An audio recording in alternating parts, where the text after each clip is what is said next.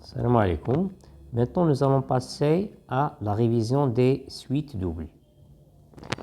Bien, je rappelle qu'à chaque fois, vous allez voir des parties noires qui cachent ce résumé-là. Vous allez mettre la vidéo en pause jusqu'à ce que vous allez pouvoir rappeler ce qui est là, pour tester ce que vous vous rappelez ou pas. Quant à moi, je vais passer tout de suite à lever la partie noire. On démarre. Commençons par des partitions usuelles de n croix n. La première partition usuelle de n croix n, c'est n appartenant à n croix quoi. Normalement, tu feras une pause maintenant. Donc, c'est n croix le singleton petit n. Une deuxième partition de n croix n, c'est le singleton n croix. Et voici une autre partition usuelle de n croix n, c'est in, n appartenant à n, avec in, pour chaque n, in c'est l'ensemble des couples ij, tels que quoi? Eh bien, i plus j égale à n. Maintenant, pour cette dernière partition, qui est ici, il y a autre manière de l'écrire. Tout à l'heure, on avait eu in sur l'ensemble de ij tel que i plus j égale à n, ou bien sur l'ensemble du couple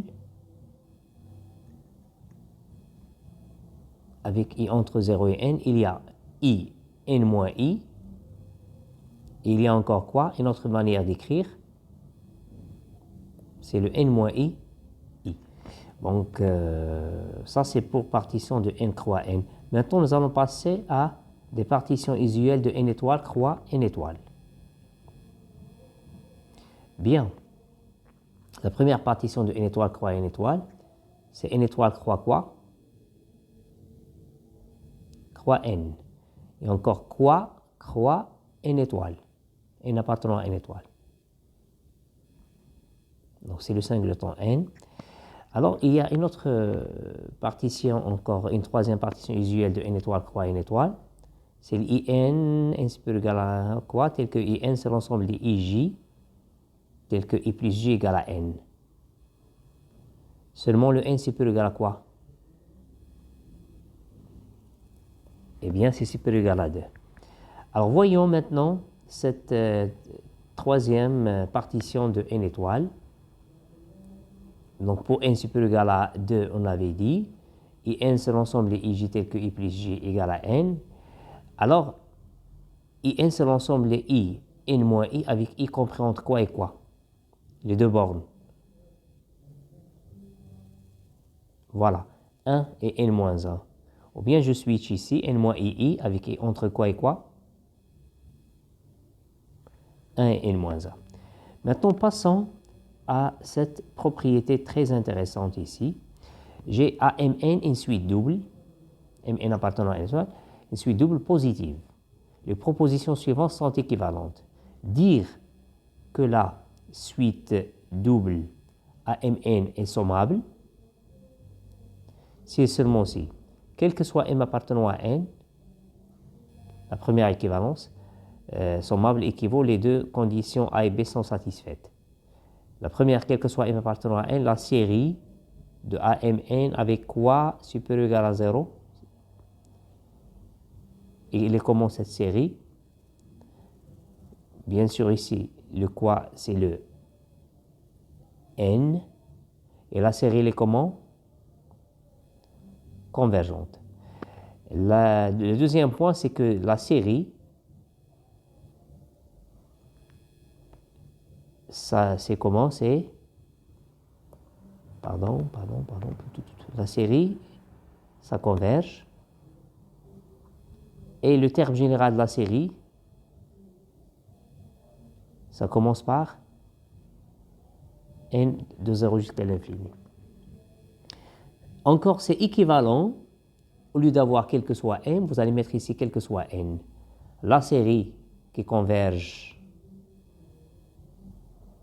avec quoi ici? C'est m supérieur ou égal à 0. Et que la série de terme général partant de quoi ici? Voilà, de m allant de 0 jusqu'à l'infini, comment elle est? Convergente. Dans ce cas, quand on a la famille sommable équivaut, si la famille est sommable, dans ce cas-là, je vais avoir quoi? La somme de la famille, ça sera quoi? Je dézoome comme ça, vous allez... Ça sera la somme de m allant de 0 jusqu'à l'infini. Ici, ça sera ici. Oui, c'est n. Ou bien, je peux avoir ici quoi encore? Je permute. Ça va être quoi? N de 0 jusqu'à l'infini. Ici, ça sera quoi? De m. Bon, regardez maintenant, j'ai cette fois-ci pas une suite double positive, mais une suite double de réels au complexe. Supposons que la suite double est sommable. Alors, on aura que la somme de cette suite double, de cette famille-là, égale à quoi ici? Eh bien, c'est ça, m0 jusqu'à l'infini, de n0 jusqu'à l'infini.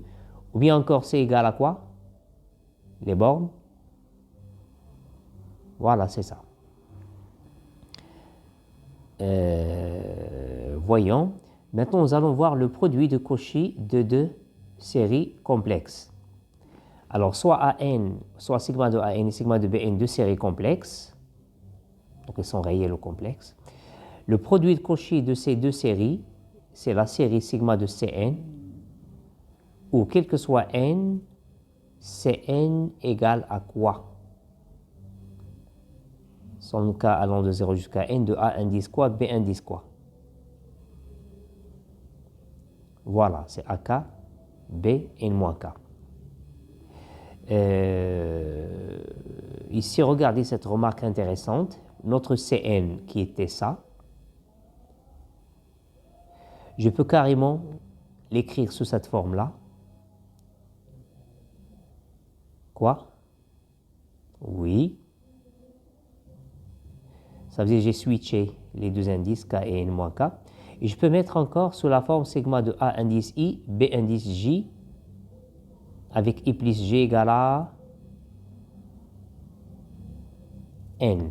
Je rappelle à chaque fois, on met, c'est ça la stratégie, vous mettez pause pour voir est-ce que vous allez vous rappeler ou pas.